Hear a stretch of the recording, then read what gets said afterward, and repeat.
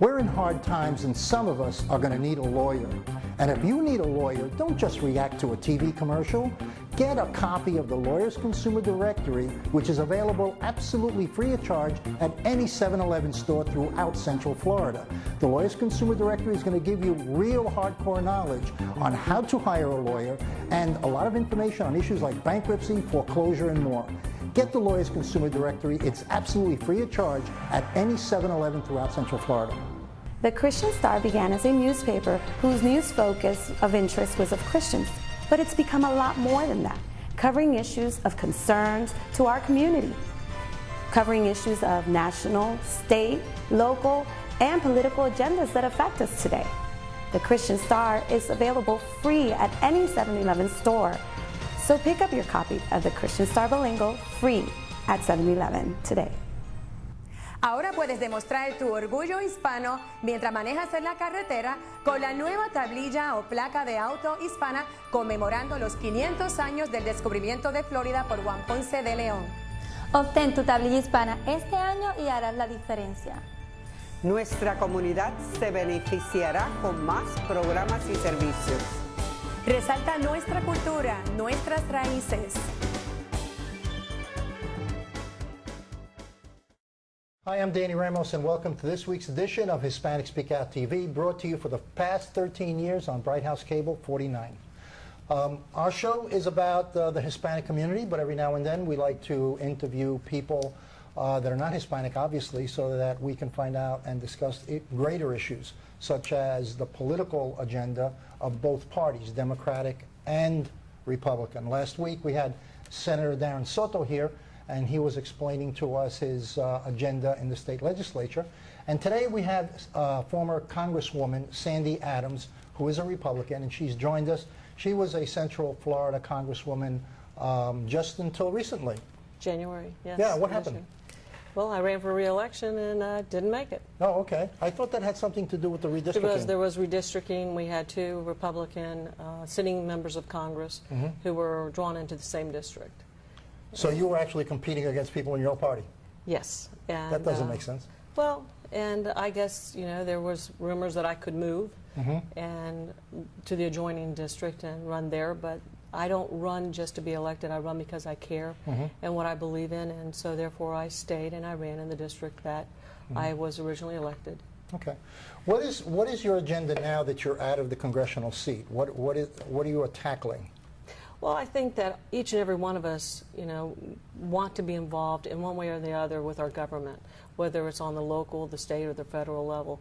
With me, I think I want to stay engaged because I still believe that our country has a lot of issues that they're facing, and we as citizens need to continue to be engaged in what our government does, because whatever the government does, it affects each and every one of us.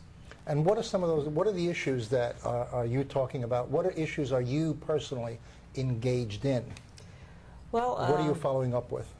I have been following the Second Amendment issues that have been going on. I know that a lot of people have heard about the legislation that was going through the U.S. Senate. I was called to the U.S. Senate to testify on behalf of that issue. And as a former law enforcement officer, I recognize that it's not the actual firearm, but the person with the firearm. And what we have is laws on the books that are not being followed, laws on the books that are not being enforced. Even at the hearing, they stated the laws on the books they weren't enforcing. And when I say that the laws they're not enforcing are those people who aren't legally supposed to be in possession of a firearm. In other words, felons with a firearm, someone with mental illness, they should not have a firearm. They should be going after those people to stop them. How do they find out who those people are? If they didn't know who they are, why haven't they tackled them? Well, because you have a form that you fill out when you're purchasing a firearm, and it goes through the system.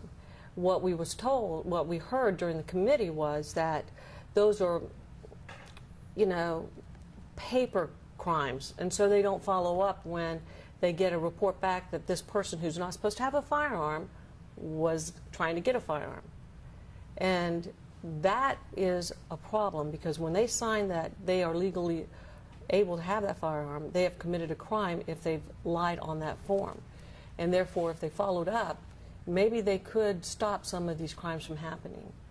And in law enforcement, we followed up with those here in Orange County because we didn't want those people who were not legally allowed to have firearms that may be dangerous, one, to themselves or others, to have those firearms.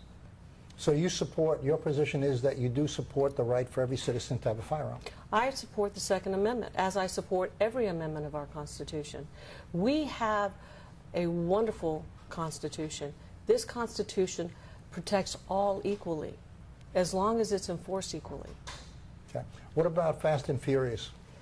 That was something that really disturbed me when we were having the hearings last year and the last 2 years in Congress.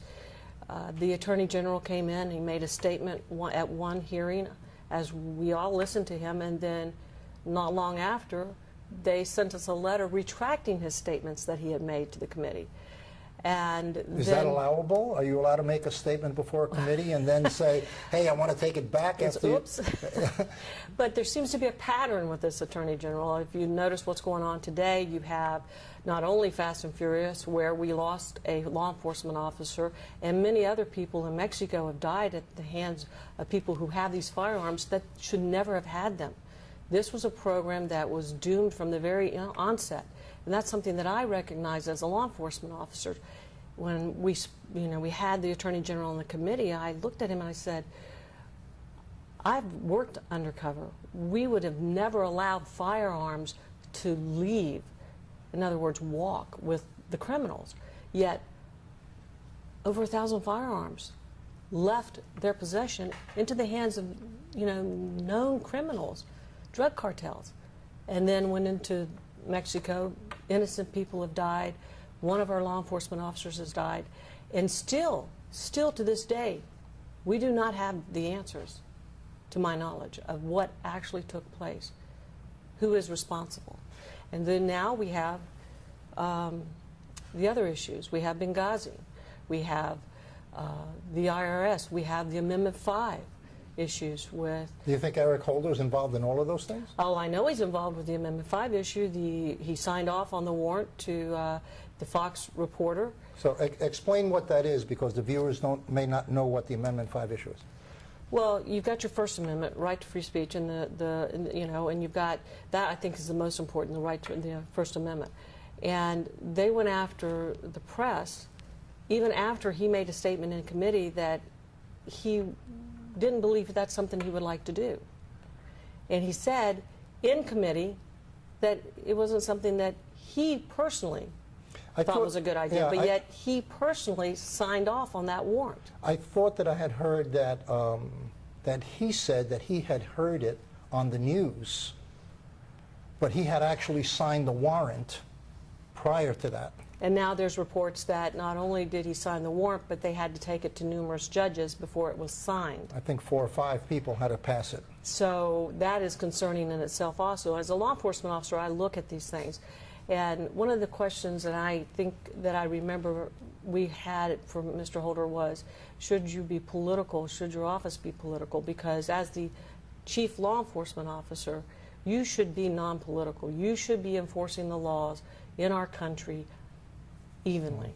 And he said his position is a little bit political, and that worries me because we should have non-political people enforcing our laws. Yeah, law enforcement should be totally non-political. Yes, because it should apply equally to everyone. It's a black and white everyone. It should apply equally to everyone. Yeah. So he may be in perjured himself. Is that the way? Is that the word, perjury? If he did lie under oath, it is perjury, and that isn't big if. I think the committees will continue to investigate, and I think they should, because the American people deserve answers. I think that's important. I think they got a smoking gun on this one. Even the Democrats are now, there's Democrats that are coming out and joining Republicans to call for him to step down.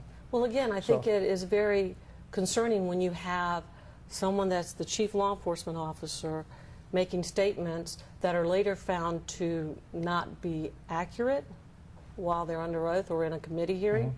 And making false statements to Congress is a crime. Okay. Okay, let's jump over to something that's a little more Hispanic. Although Hispanics are citizens of the United States and they should be very involved in things like Fast and Furious, because that's on the Mexican border and that's a big issue. Yes. Immigration. You know that they're trying to put through an immigration bill right now. The Republicans seem to think that it's going to hinge on border security. Democrats don't feel that the border security, if I'm wrong, tell me, are as important as the Republicans are saying it is. How do you feel about the immigration issue? What do you think are the weaknesses and the strengths, and do you think it'll go through? I think right now that I've seen more talk and less action from the Senate, U.S. Senate, than I have anywhere else. And I'm watching to see what is the final outcome of this piece of legislation, because as you know, it can change, it can go through different variations, and no one really knows what the final product's going to be. But I do know that we have a broken immigration system. It is broken. The problem is we haven't been enforcing the laws that are on the books today.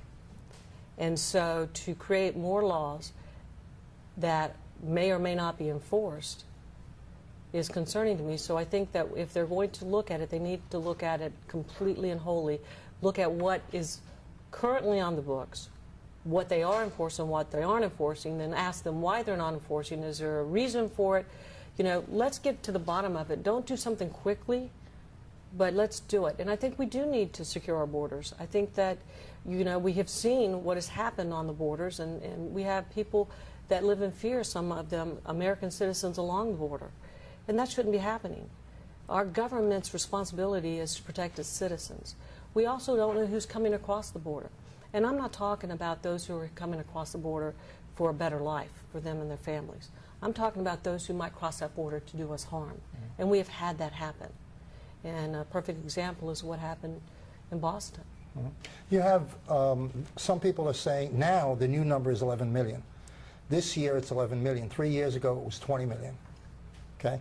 I'm kind of thinking that they're saying 11 million, but it's really like 15 in order to soften the hit as it's going through legislation.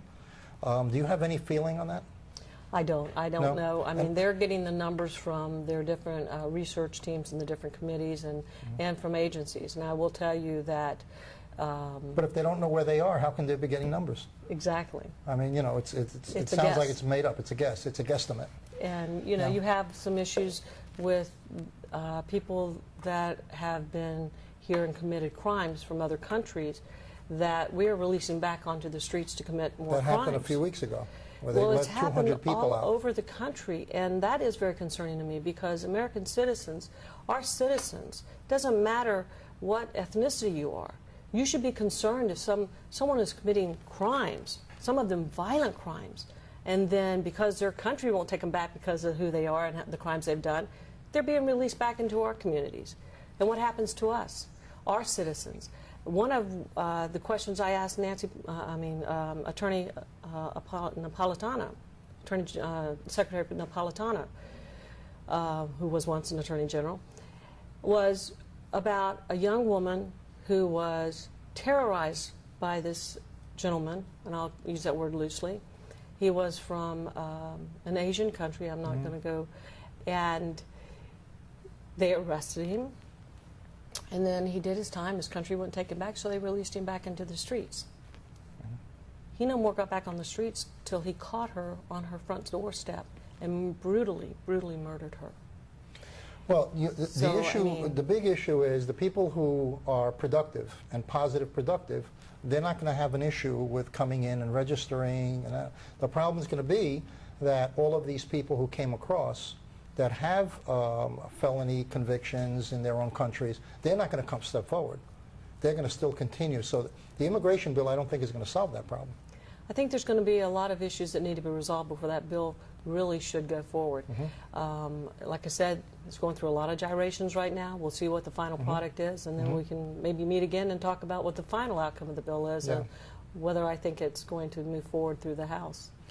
Who do you think is going to be the Republican candidate for President of the United States, considering the circumstances that we all know are going on? Oh, you have a lot. Who can carry the ball across the finish line from the Republican side? You have a lot of people right now that are... Jeb Bush? It appears that are, you know, maneuvering, getting ready, but I'm not going to take a guess right now. Okay, Marco Rubio is trying hard. He's on the news all the time. There's still so much time in between now and then. Yeah. And I think that we need to really focus on what's going on in our country right now, what's happening today, what is this administration doing. Look at what's happened. We have had terrorist attacks, not just in Benghazi, and this administration doesn't want to call it a terrorist attack, but that's what happened. They were warned, they were forewarned, and by that I mean that consulate had been attacked, not once but twice. There was activity that the ambassador had cabled back. They were hearing from the ambassador and the people there, they needed more security, not less security, that the Al-Qaeda was growing, their influence was growing in the area. And the Red Cross pulled out because of the violence and the dangerous activity that was going on.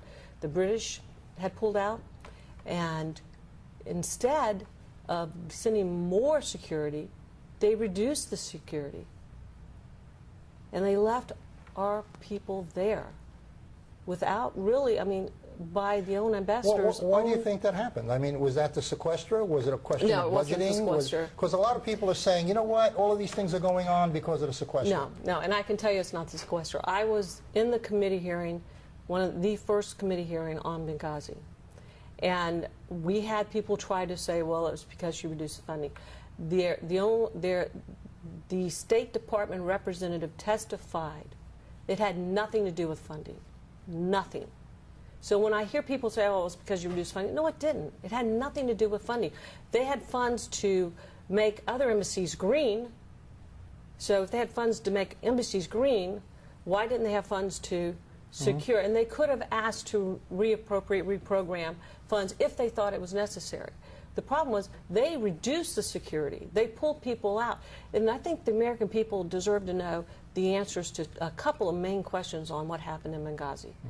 One is, what did the president know and when did he know it? So important, so very important. And the other one is, who gave the order to stand down? Who gave that order to stand down? We lost 4 Americans, one of them on our ambassador, and 3 brave Americans trying to help him. What happened that day? What happened that night? And how is it that someone gave the order to stand down? And we lost 4 Americans. It's a big issue. Next, let's jump the fence again. You come from what county? Seminole? Orange. You're in Orange, okay. We have a tremendous homeless problem of children in Central Florida. 10,000 children are homeless. I don't know if that includes the 5-county area. I'm in Seminole. I know that there's a huge number, which surprised me, of homeless children. How do we only have a minute and a half, so you have a minute and 15 seconds. Why are we having this problem with homeless children, and how do we solve it? Well, I think that a lot of them are Hispanic, too. The economy plays a big role in this. Jobs. We need jobs. People need jobs. They need to be able to work. And a lot of people want to work. It's just that the jobs aren't there. And I think that the policy set in place by this administration is choking our job creators. And that is something that needs to change. We need to be able to let the free market work. Have those jobs come back in place. Now, the governor's done a really good job of bringing jobs to Florida. Has that actually increased? Has it stayed the same, or? I think that the unemployment rate has gone down. And if you look at the numbers, it is actually, working. But we still have a long way to go. We have to do better. And our children deserve better, but we have to remember that the policies set in place in Congress and in the White House, the administration sets the policies, they move them through, and what they don't get through Congress, they do through their regulations, and those regulations are strangling Sandy, I hate to cut you up, but we're out of time, okay? But I want you to come back so we can talk some more. We're going to take a break. This is Danny Ramos on Hispanic Speak Out, and we'll be back with Jose Miranda and Monica Echeverria. See you in a little bit. We're in hard times, and some of us are going to need a lawyer. And if you need a lawyer, don't just react to a TV commercial. Get a copy of the Lawyers Consumer Directory, which is available absolutely free of charge at any 7-Eleven store throughout Central Florida. The Lawyers Consumer Directory is going to give you real hardcore knowledge on how to hire a lawyer and a lot of information on issues like bankruptcy, foreclosure, and more.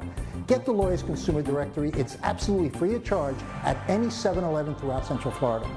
The Christian Star began as a newspaper whose news focus of interest was of Christians, but it's become a lot more than that, covering issues of concerns to our community, covering issues of national, state, local, and political agendas that affect us today. The Christian Star is available free at any 7-Eleven store. So pick up your copy of the Christian Star Bilingual free at 7-Eleven today. Ahora puedes demostrar tu orgullo hispano mientras manejas en la carretera con la nueva tablilla o placa de auto hispana conmemorando los 500 años del descubrimiento de Florida por Juan Ponce de León.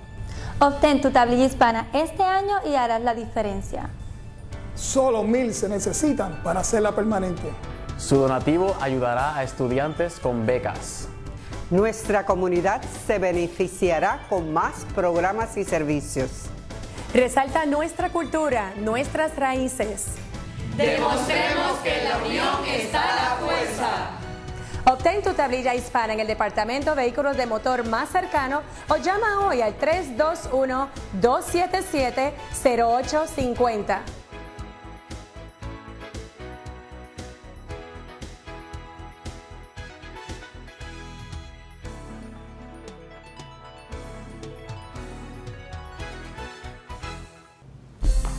¿Necesitas un abogado? Detente. No contrates un abogado simplemente por haberlo visto en un anuncio comercial.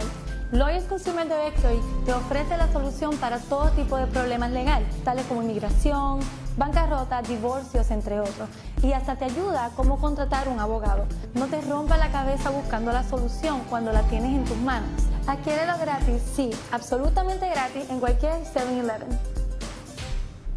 Welcome back. I'm Jose Miranda. This is Hispanic Speak Out on Channel 49 with Danny Ramos and company. Of course, I'm here tonight with my lovely co-host, Monica, who I can't ever pronounce her last name correctly, so I don't try. Tell us what your last name is. Echevarria. We want everybody to know. Topic tonight is Hispanic women. Sexy, slutty, what's the deal? Why do people crave them like candy? All right, so on that note, I came across a great topic. You sure did. Written by a young lady who was not being seen for herself because she was caught up in the Hispanic thing of it, okay, which is people ogle Latino women because Latino women they tan, they wear bright colors, okay. Hispanic women are known for being colorful, wearing a lot of bingles and bangles. You look like walking Christmas trees walking down the street sometimes. You have swagger, okay? And a lot of people who are not necessarily Latinos follow you guys like your gumdrops. So what's the deal? It's just the way, I guess, we just have that spice. I like bright colors. I'm into the fashion. It's not about wearing too much jewelry or too much of anything, because I can be as simple as possible. Okay, I'm still waiting for simple. Well, today I wasn't. I dressed appropriate to the conversation piece. Latin women wear bright colors. I love bright colors. Okay. It brings out my tan and my hair. It goes back to the way you're raised and the colors that you wear. Well, yeah, because when I was young, I've always been blonde, so my mom always dressed me in yellows and reds, always bright colors. We're a very colorful race. We like to stand out. I think it's what it is. Okay. Well, part of the reason is the dress thing is because we live in a tropical climate. Correct. The colors allow the material to breathe, and so you'll see pretty much scantily clad people in warm tropical weather.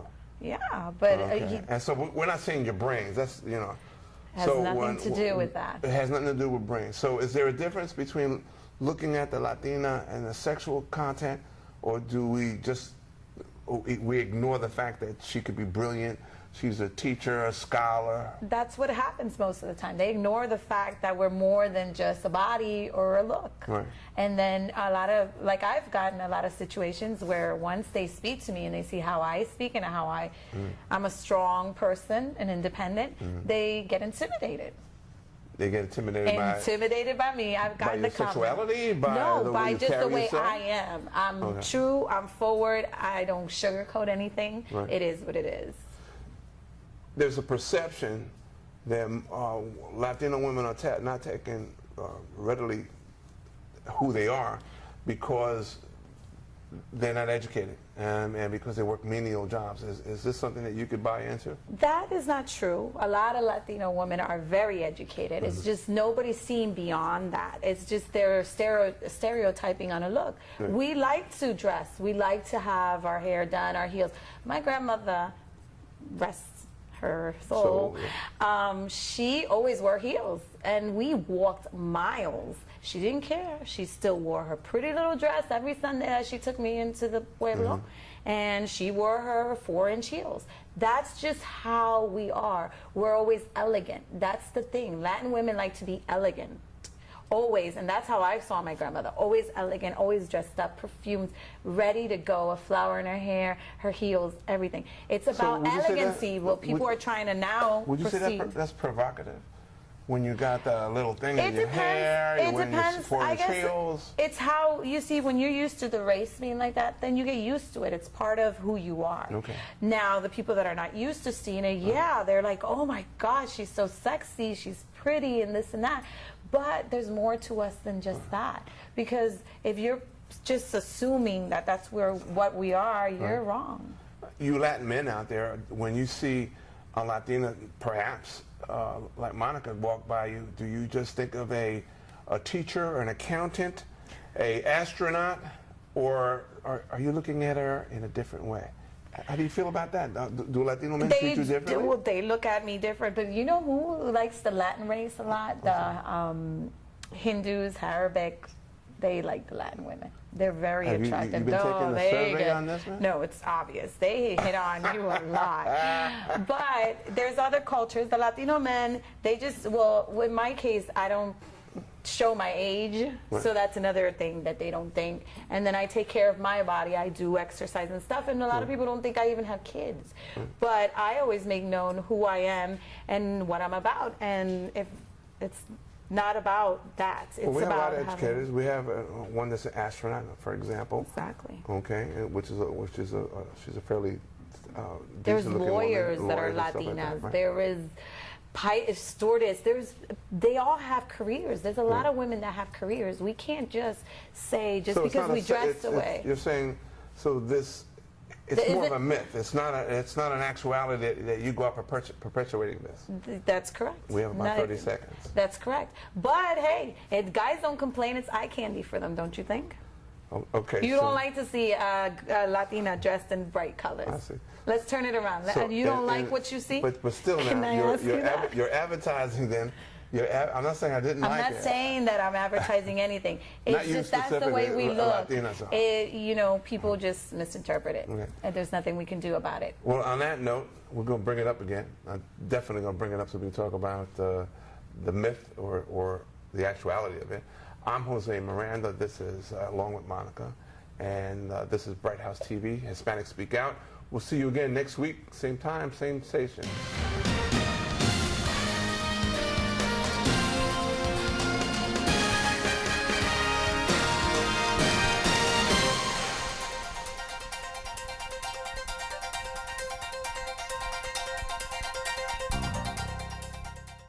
We're in hard times, and some of us are going to need a lawyer.